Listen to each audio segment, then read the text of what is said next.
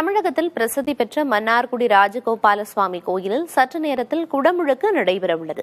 விவரங்களை செய்தியாளர் மாதவன் வழங்க கேட்கலாம். மாதவன், குடமுழுக்காக கோவில் நிர்வாகம் என்னென்ன ஏற்பாடுகள் எல்லாம் செஞ்சிருக்காங்க, கோயில் எவ்வளவு பிரசித்தி பெற்றது அப்படிங்கிற தகவல்களையும் குறிப்பிடுங்க.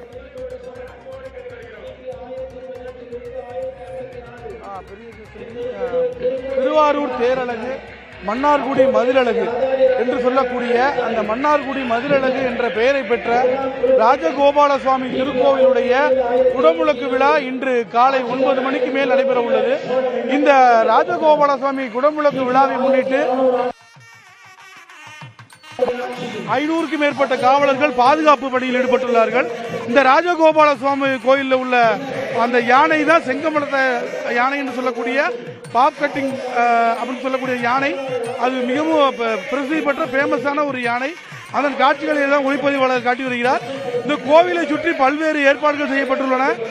தேவையான போக்குவரத்து மாற்றங்கள் செய்யப்பட்டுள்ளன.